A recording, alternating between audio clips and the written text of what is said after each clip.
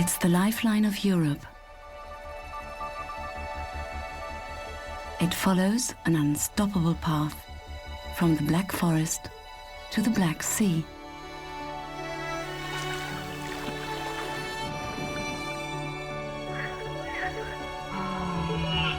Its water forms spectacular landscapes. History was written on its banks. The Danube.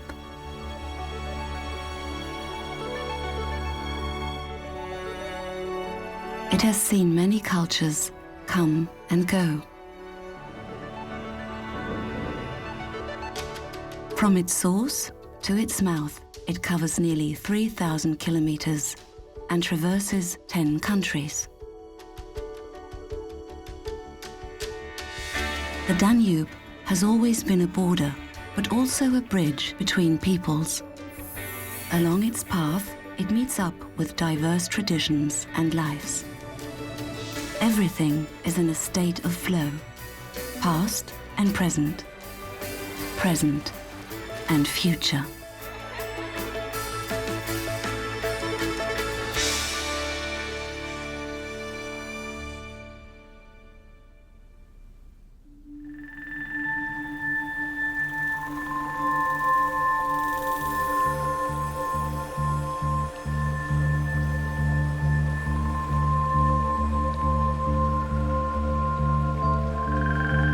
The Danube flows around 3 islands in the Hungarian capital of Budapest. There's good fishing far from the noisy metropolis, without any hooks.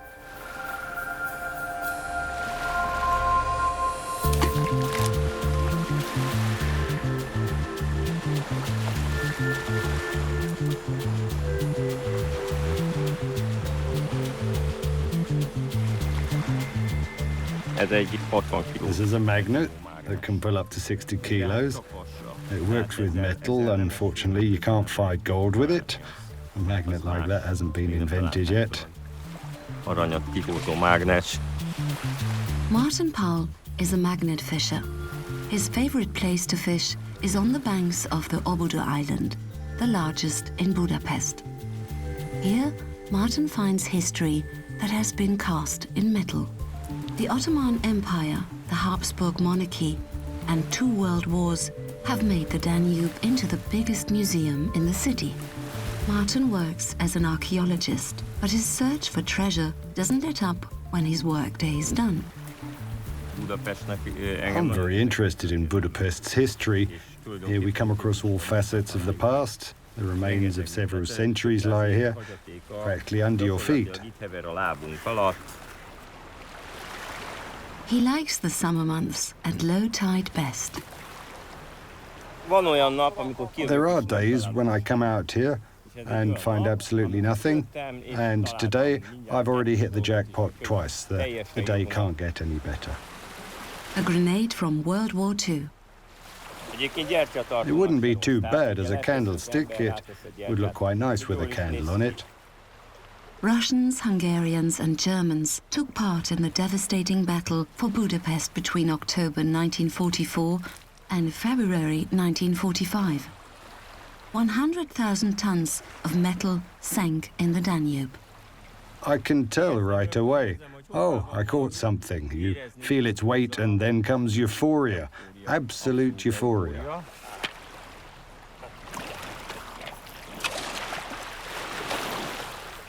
A German army helmet from the final days of the battle for Budapest.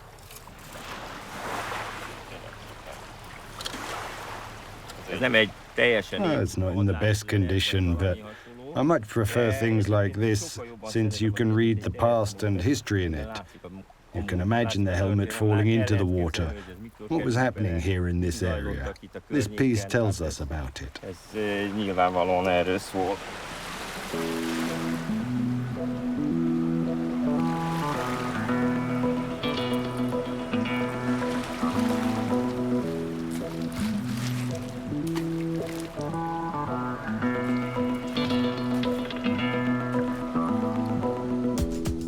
Budapest, the capital and cultural center of Hungary, and the second largest city on the Danube after Vienna.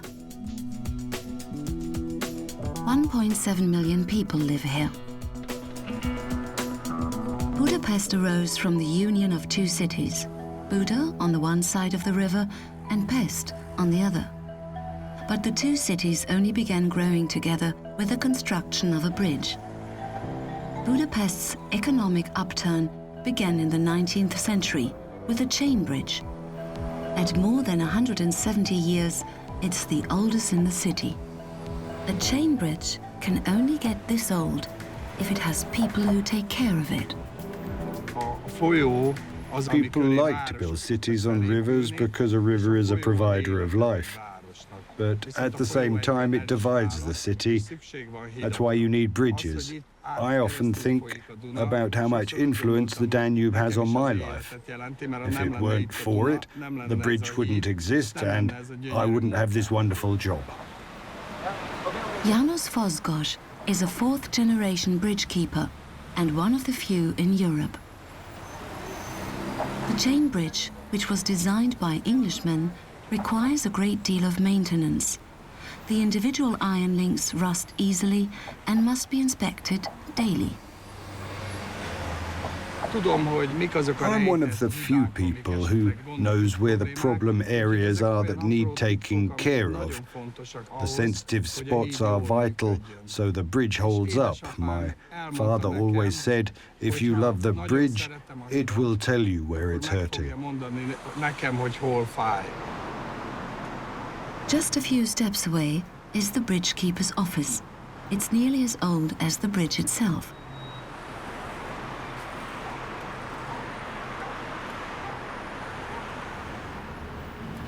János is actually a trained comic artist. He's been drawing the bridge since he was a child.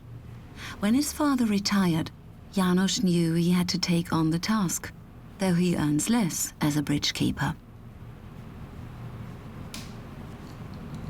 The bridge is known for its large hulking gates, but it still doesn't feel heavy to us. It seems light and airy in perfect harmony.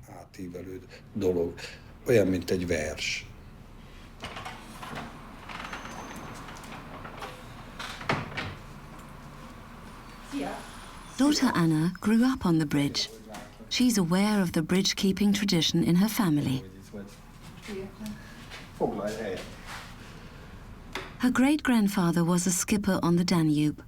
Her grandfather was the bridgekeeper for 40 years, as was her uncle. If Anna takes over, she will be the first female bridgekeeper in the construction's history. My father never demanded that I do it. On the contrary, I'm the one who wants to. He actually thought of my older brother for the job. Then I got interested, and now we're competing for this wonderful position.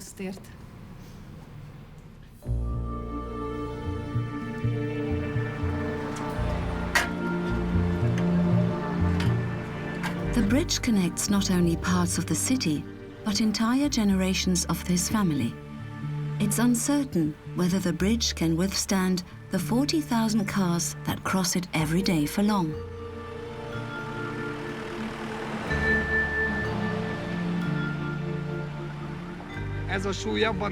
When I stand up here on the chain, I can feel it straining.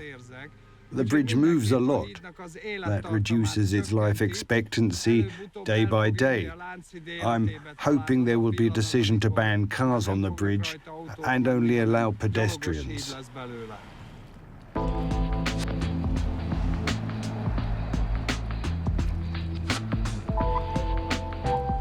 The Danube provides a harmonious backdrop for the Budapest thermal baths. One of the most elegant buildings is the Gallet Spa.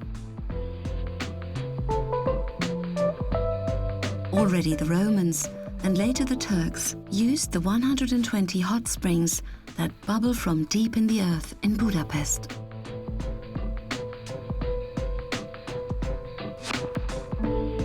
The used thermal water is channeled to the Danube. Regulations required to be filtered and purified first. It's a free wellness retreat with a view, a hotspot that's relatively unknown to locals. this is about to change.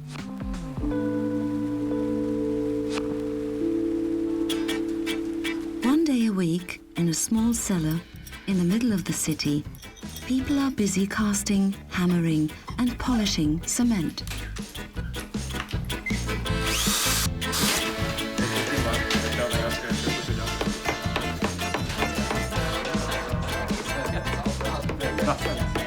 Simon Körzegi had the idea 8 years ago.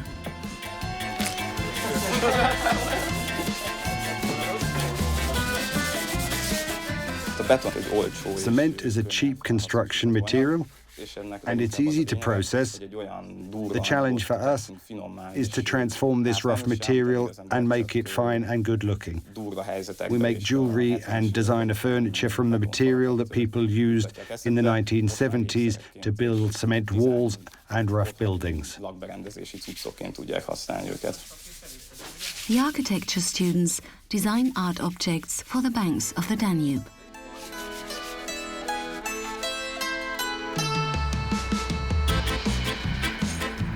The fastest way to get around is by bicycle, even though the streets of Budapest don't provide much room for two-wheelers.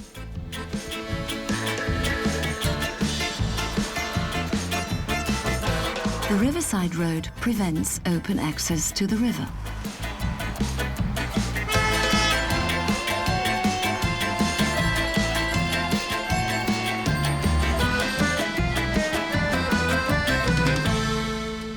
It's always been my dream to create a space like this on the banks of the Danube where people come close to the water, where they can swim and grill and benefit even more from the Danube.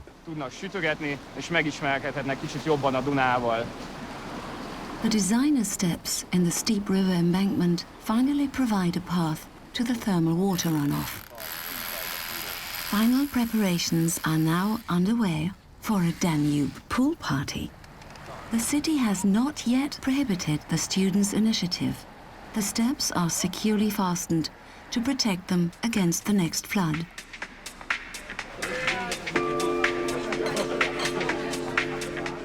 If we young people want to achieve something, we find a way. But I hope that in the future there will be legal possibilities that make the banks of the Danube more attractive for everyone.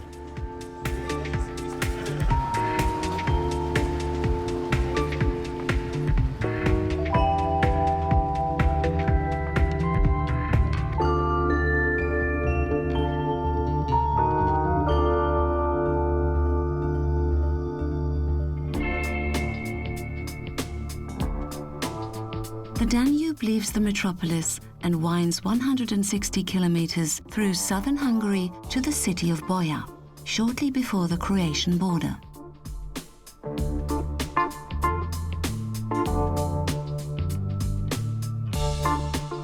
For 40 years, the nuclear power plant has stood in the middle of the unspoiled countryside in Poksh, cooled by water from the Danube. The only nuclear plant in Hungary, it covers half the country's total power needs. The Danube continues to meander gently through the Great Hungarian Plain. The river meadows that once characterized it have been turned into farmland. The landscape is flat on both sides. Low hills line the riverbanks now and then. These are good conditions for grapes. The locals recognized this 300 years ago. In Hajós, on a sunny knoll, Stefan Kner cultivates 2 vineyards with 3 different grape varieties. His father, Stefan Kner Senior, helps him.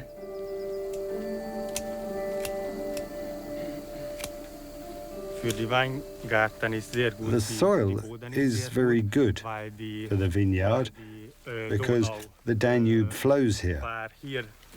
And the climate is good as well. Good grapes make for a very good wine. Die Trauben ist sehr schön, dann ist die Wein auch sehr schön und gut. The Kners are descendants of the Danube Swabians who settled here 300 years ago and cultivated wine. Stefan Senior is one of the few who learned the traditional way of cultivating wine and still speaks Hungarian. I was still a small child, maybe 6, 7 or 5 to 6 years old. We went into the wine garden then and helped a little. A few years ago, his son took over the 5,000 square meters, though he operates the vineyard as a hobby. The two of them take care of the grapes on weekends.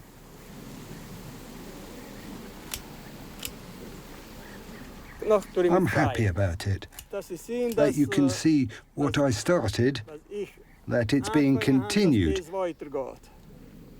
Didn't I express that well?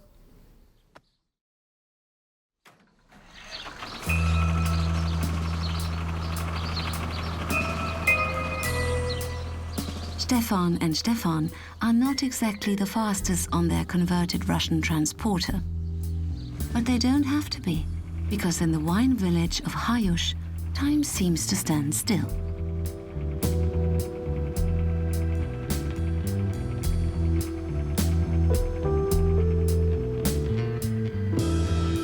Knowledge of wine cultivation came to the region with the Danube Swabians from southwestern Germany. Almost all residents had their own wine cellars. There are more than 1,200 of them in Hajós. They are gradually being reactivated by the descendants.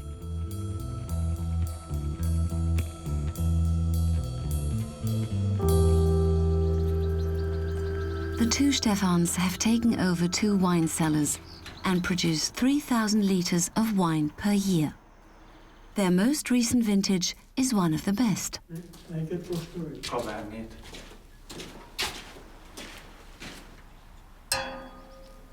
They primarily cultivate red wine.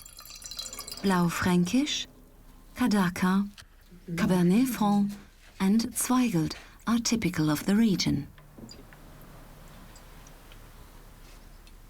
At some point, Stefan Jr. wants to be able to live off his grapes. He currently works with the local Wine Growers Association. Good. I still have to buy a lot of barrels, a lot of machines. When I have a lot of money, I will do this as my main job.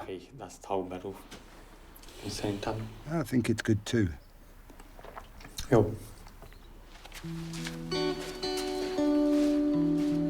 The first wave of emigration from Swabia to the southeastern Danube region began in the late 17th century. It was a long and difficult journey that usually began in Ulm.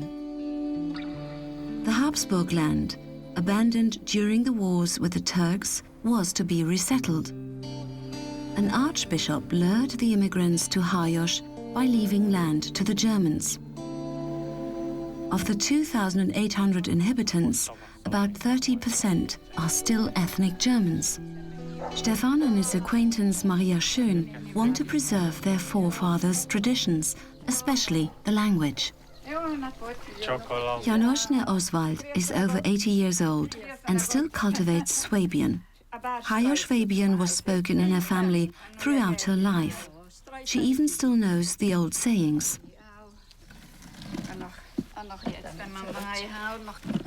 Wie wenn der Wind vom klaren Eis kommen dort. Das verstand ich. Wie könnt ihr das noch sagen? Klarois ist gesehen, die Gräben ist die Delegin Nest und Stefan learned German as a foreign language in school. Gut ist. Gut ist. The most important thing is to respect our ancestors. We must remain aware of our identity. Language is what binds people. That's how it was with the people of Hajós, in contrast to the other settlements. That's why it's important to preserve this asset. Hajós Swabian has naturally changed through close exchange with neighboring Hungarian villages. A number of words disappeared and new ones were added.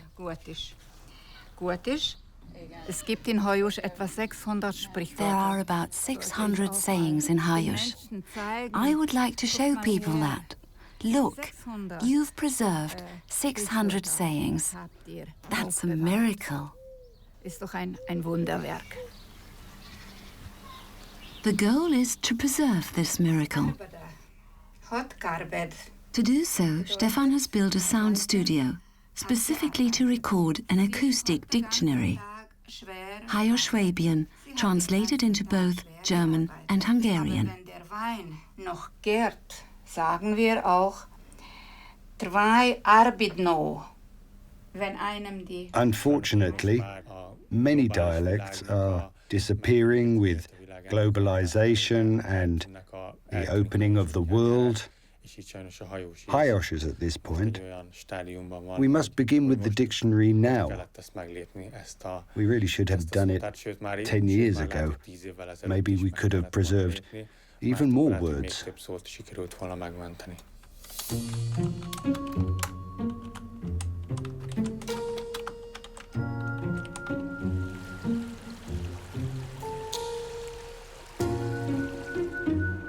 There is little industry dotting the banks in southern Hungary.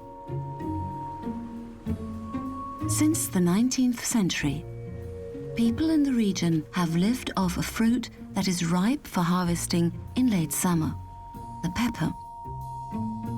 4,500 tons are picked per year, mostly by hand. Half are exported. Hungarian peppers are considered to be the best in Europe. All around the city of Boya, everyone likes to cook from scratch, but always with the same ingredients. Local paprika and carp from the Danube are very important.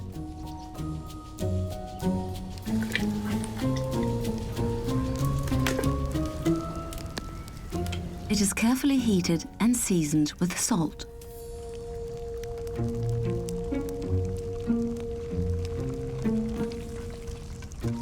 Danube carp soup from Boya is served with homemade noodles.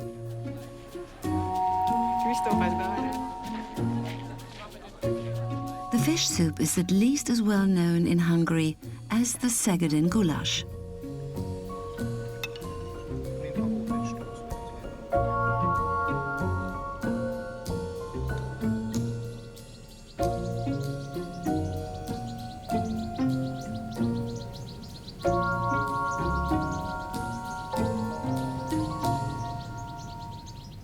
At the 1,444th kilometer, the Danube passes its geographic midpoint.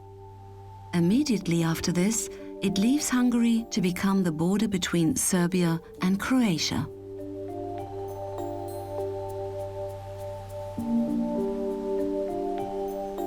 The Danube touches Croatia for only 130 kilometers.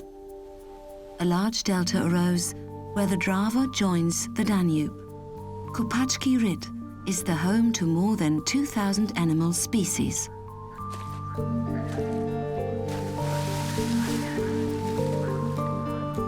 It is one of the largest marshlands in Europe.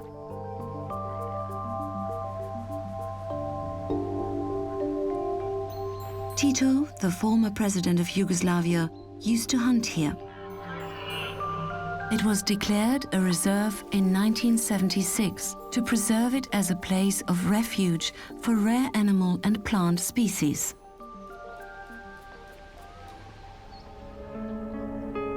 "50 kilometers downstream, the traces of a recent historical conflict are visible. Vukovar. The Croatian War took place right along the Danube. The city of Vukovar was the center of an ordeal that lasted more than 80 days in 1991, costing the lives of more than 1,600 civilians. The Yugoslav People's Army and Serb paramilitaries occupied the city, firing more than 8,000 grenades per day. Women were raped. Entire families were sent to concentration camps. Many of the sick and wounded, as well as civilians, were executed immediately. Today, the water tower serves as a war memorial. Despite more than 600 bullet holes, it withstood the attacks. Many buildings still bear the scars of war. The psychological wounds of the residents of Vukovar have not yet healed. Everyone processes their war experiences in their own way.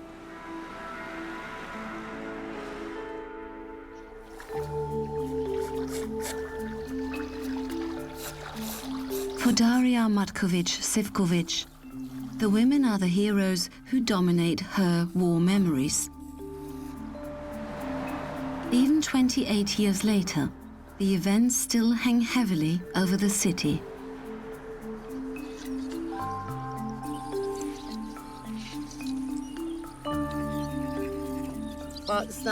Our women were abused during the war.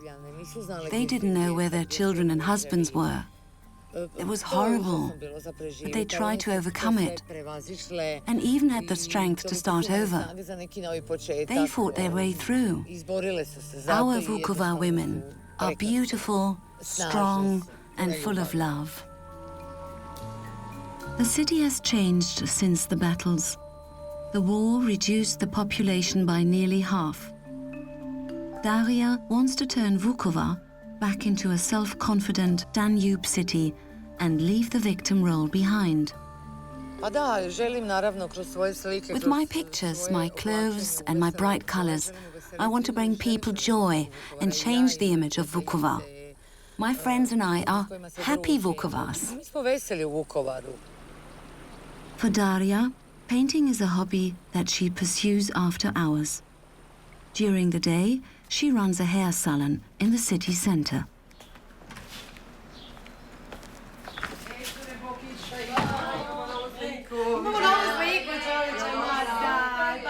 The little shop, which she rented and set up 20 years ago, serves as a gallery for her pictures. The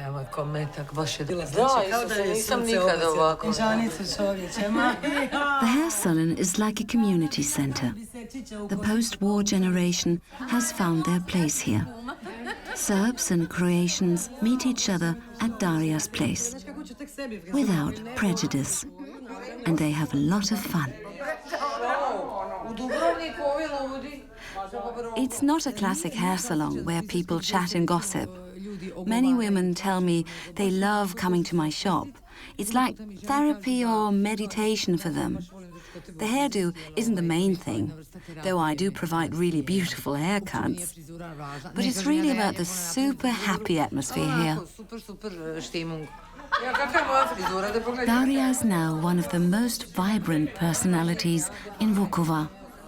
Her pictures are known throughout Croatia under the La Donna brand. They can even be seen printed on t-shirts, cups and shoes. We have infected a lot of people with our optimism. They say, "You're wonderful. Finally something different is coming out of Vukovar, something cheerful and modern." Everyone in Croatia has heard of La Donna and the two cheerful girlfriends. The father of my colleague Jelena fell in Ovkara. My father was badly wounded while defending Croatia in the war. It was awful getting through that. But life simply goes on. Now we're changing the energy of the city. Super, odlično. Dobro? Super? Da. Odlično.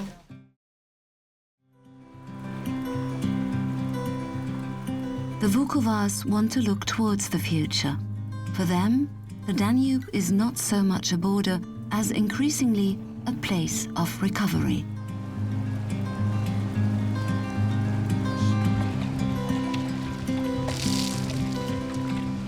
The city of Vukovar has become a popular tourist destination for the big river cruisers from Western Europe.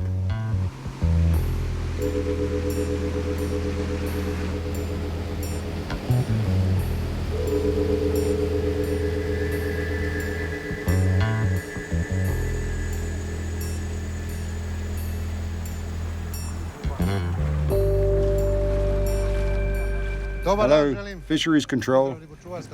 Yes. Mr. Ivan, how long have you been fishing? For an hour. I see you've caught something. Yes. Let's have a look. Pozdrav Ivane, bistro ti bilo. When the water level is high, the fisheries control is deployed more frequently. Alan Dozen and his colleague Dalibor Chladik monitor a 54-kilometer section of the Danube, including the meadow landscape near Vukovar. Ovo područje je plavno, tu riba ulazi u mrijest. We have a lot of poachers in this area. When the water level is high, the fish spawn on the flooded meadows. So it's very likely we'll find poachers' traps in addition to the professional fishing nets. Gospodarskih ribara, tu je vjerovatno da ćemo i naći neki krivolovni alat, to je pogodno za krivolov. The fish are simply caught while they are spawning by poachers with close meshed nets. Authorized fishermen always have an identification mark on their nets. To je alat gospodarskog ribara. Sve je u redu. This is a legal commercial net. Everything checks out with it. The tag has a mark with a number. There are many poachers who fake this kind of mark and hang them on their illegal nets. That's the problem. Svoj alat sa istom ovakvom pločicom.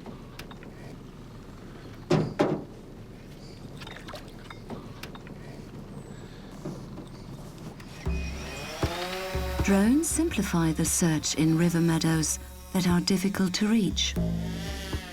Ovdje tu se približi, vidi, ovdje. Tu.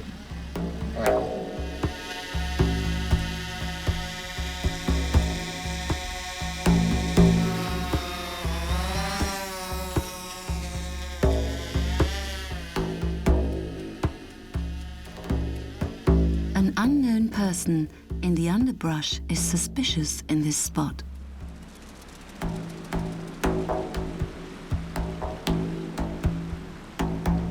Hello there.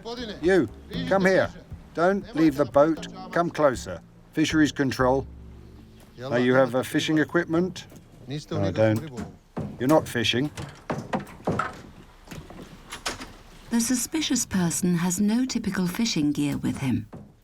Alan has seen this dozens of times. He suspects this man is up to no good.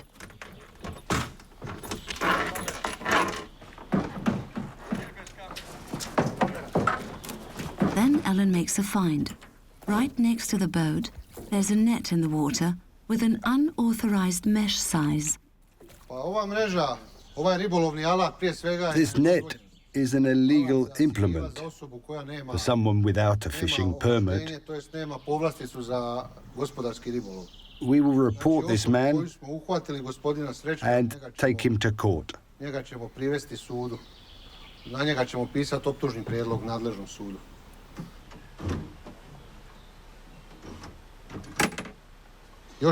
that's really not your net? Yes, it's mine. Why are you doing this? Do you really need to? Just something for dinner. For dinner? Are there more nets? You'd better tell us right now. I'll search the whole area and pull out the nets. There's one more. Okay. The poacher can expect a €700 fine. For many Croatians, that's more than 1 month's salary.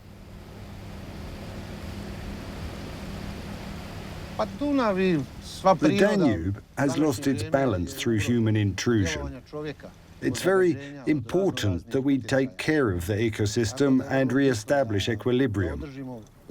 Only then will we be able to enjoy the Danube in the future.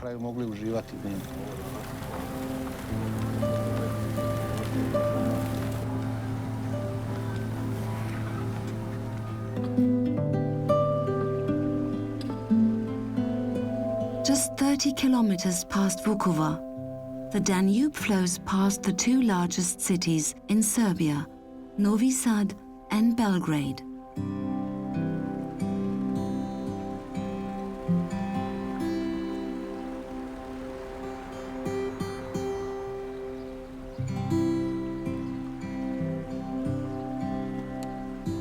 One of the most imposing fortresses in Europe sits enthroned in Novi Sad. The Habsburgs worked on building the Peterwardein fortress for more than 80 years. They set their victory over the Ottomans in stone with this bulwark. A whimsical detail is on display.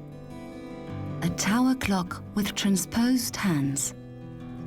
The little one shows minutes and the big one hours, so the captains on the Danube could read the time even from a great distance. 3 bridges connect the parts of the city. For years, however, shipping through Novi Sad was only possible to a limited extent.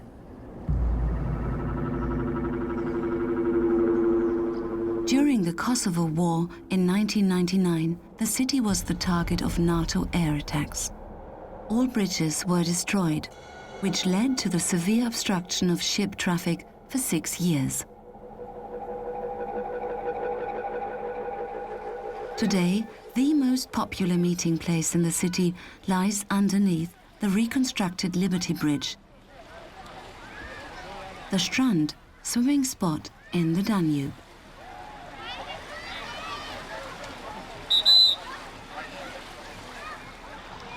This is Dragana Kanaki's place of work. She's the only female lifeguard. We can't afford to just sit back and relax. We must always keep our eyes on the water and on what's happening at the moment. The only thing we know for sure is that the Danube continues to flow. It's just different every day. The water level is constantly changing, so we have to be prepared for all eventualities. When the water is high, the Danube has a flow speed of up to 6 meters per second. The flow determines the direction. People might think they're the best swimmers in the world, but few of them can fight against the Danube. We have to help a lot of them. After that, they definitely pay attention to our instructions. Strand is the largest public beach on the Danube. Up to 20,000 visitors go into the water here per day. The buoys mark a water depth of 1.6 meters. The line has to be moved every few hours due to the constantly changing water level. There's an extreme difference between the Danube and a lake. A lake is calm and you can easily tell what's happening in the water. If someone goes under for a second here in the Danube, they come up again somewhere 2 meters further down, so we may not even notice them. We have to deal with this unpredictability. All 15 lifeguards participate in a mandatory daily training. There have already been 20 life-saving operations this season. Nobody has drowned.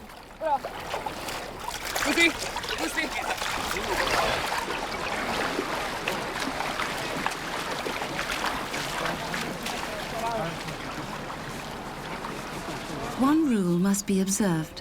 Victims must be pulled out of the water within 1.5 minutes to have a chance of survival.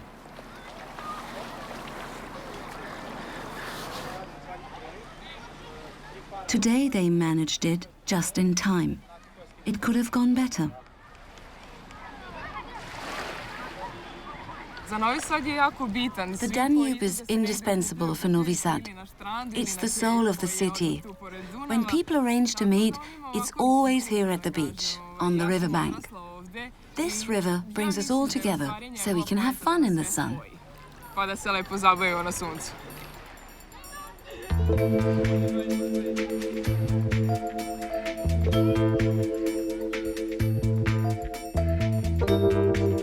The Beshka Bridge is conspicuous at kilometer 1,232.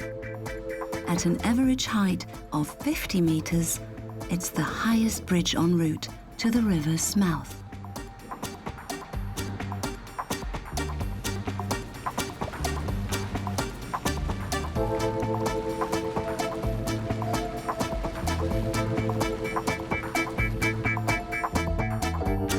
Belgrade.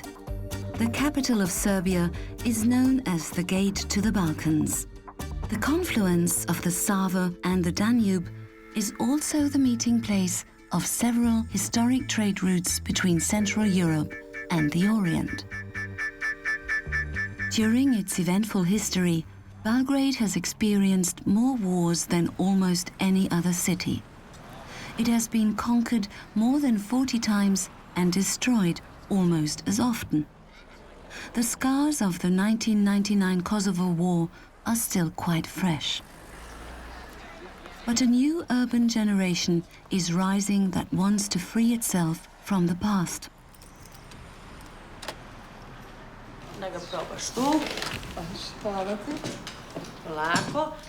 Try this is my latest piece. Sonja Pavlica is a fashion designer. She has set up a little studio in her apartment. She has just finished her new collection. Belgrade women take care of themselves. I'd say we have some of the world's most beautiful women, but they still lack the confidence to wear what they really want to. A trace of uniformity and stiffness still hangs over the city.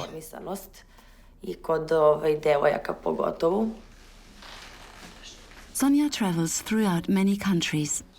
Various influences are reflected in her unconventional and unique fashion.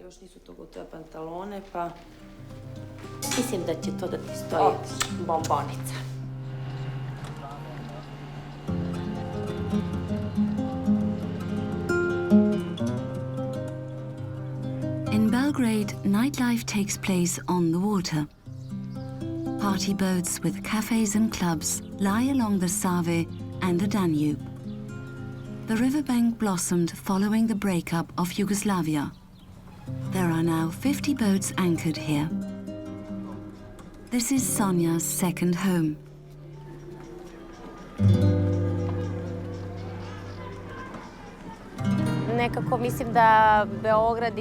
The city is vibrant. Belgraders want to dance and have fun and show how much energy they have. Sonja Pavlica is not only a creative fashion designer, but a very popular DJ on the Danube party boats.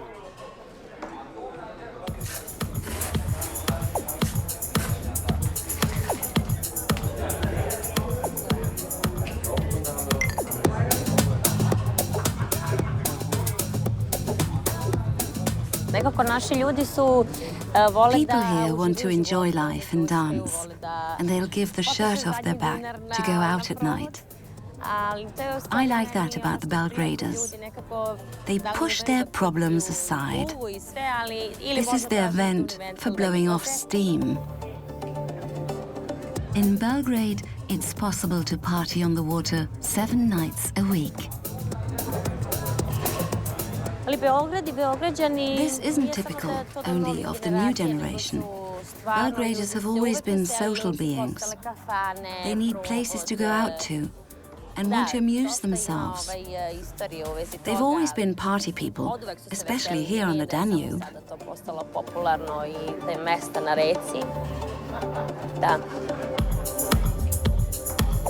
The new generation of 20 and 30-year-olds wants to look forward. There seems to be a radical change everywhere. Nothing is standing still. People are open, international, and light-hearted on the largest river in Europe.